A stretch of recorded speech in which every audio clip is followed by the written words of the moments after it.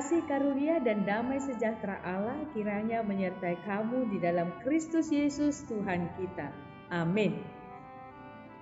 Bapak, Ibu, saudara-saudari yang diberkati oleh Tuhan, selamat Advent.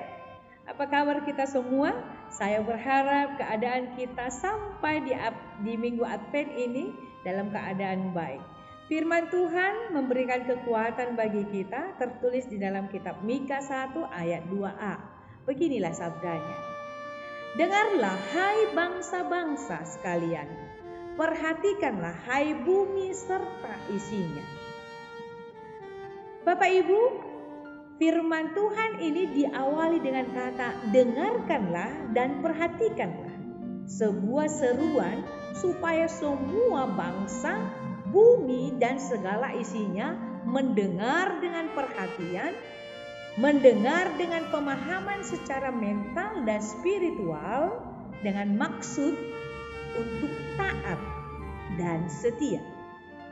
Kata ini biasanya dipakai oleh para nabi untuk meminta perhatian pada pesan-pesan yang mereka berikan sehingga seluruh bangsa, bumi dan segala isinya memperhatikan, memasang telinga dan menaruh perhatian ketika pesan itu diberitakan.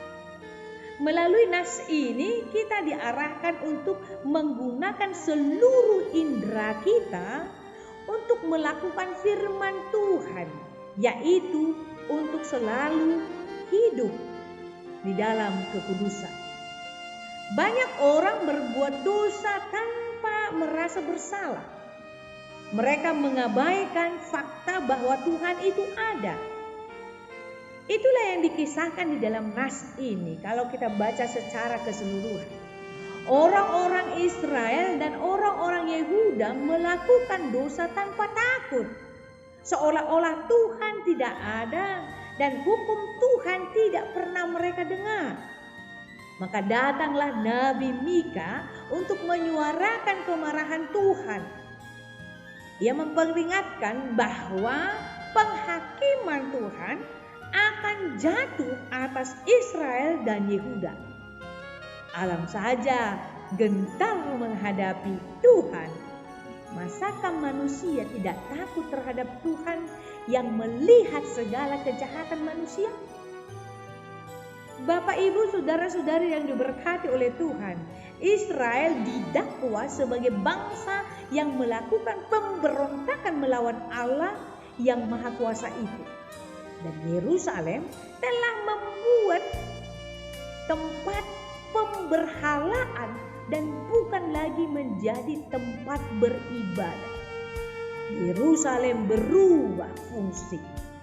Sebab itu Tuhan akan menghukum mereka.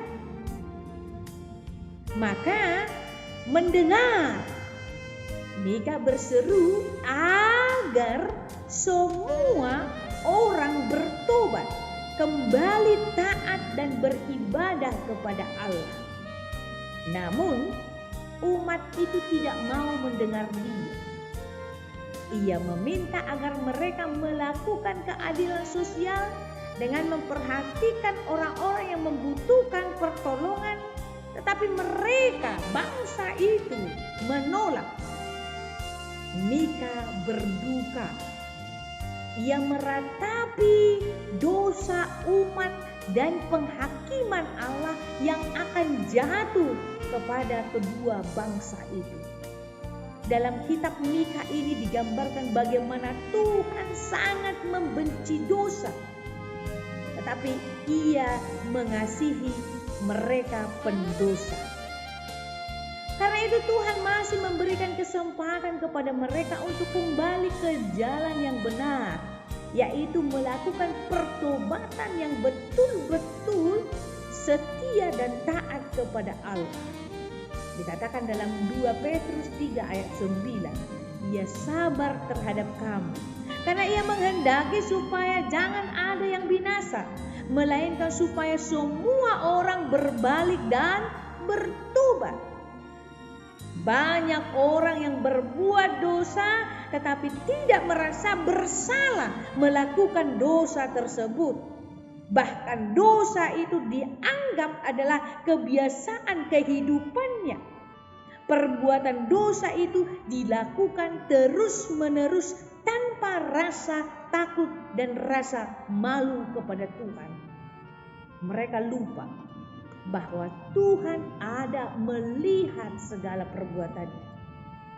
Tuhan berfirman, sebab aku mengamat-amati segala tingkah laku mereka.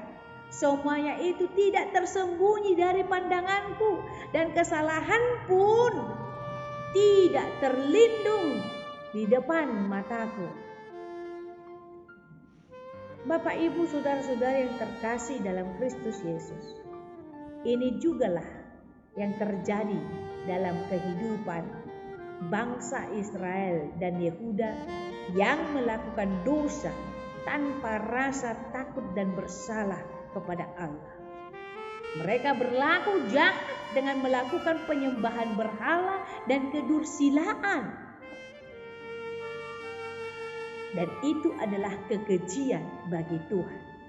Karena itu Tuhan mengutus Nabi Mika untuk menyuarakan kemarahannya dan memperingati mereka sebelum Tuhan benar-benar menjatuhkan hukuman atas mereka. Jika alam semesta saja gemetar menghadapi Tuhan, masakah manusia tidak takut kepada Sang Pencipta itu?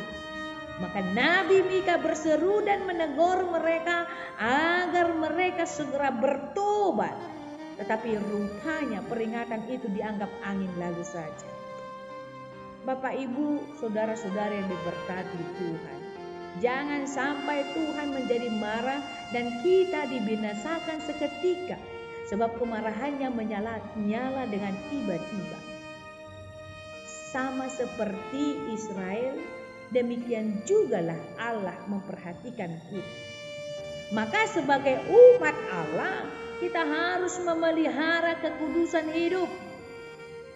Ia memandang serius segala sikap dan tindakan dosa atau perlawanan terhadap kebenarannya.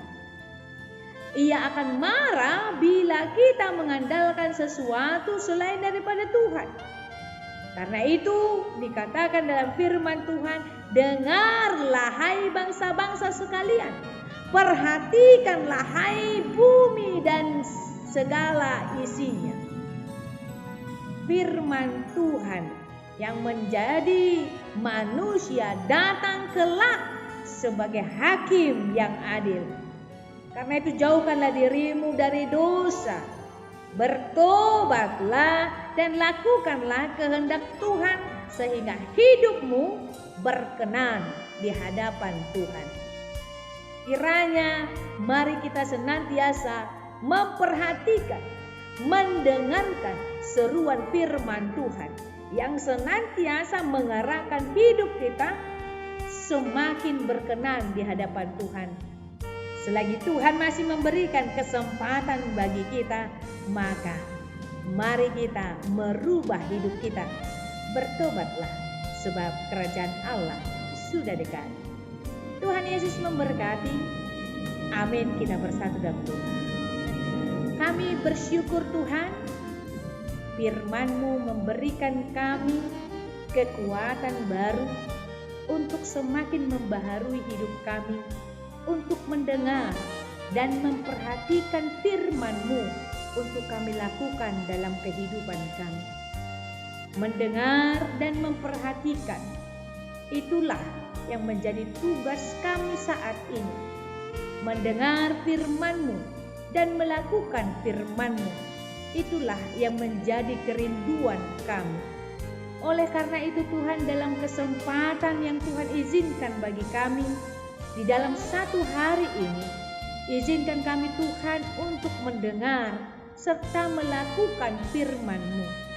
Dalam kehidupan kami ada banyak tantangan, ada banyak rintangan, tetapi dengan mendengar dan melakukan firman-Mu, ada kekuatan baru bagi kami untuk melakukan hidup kami ini dengan penuh sukacita.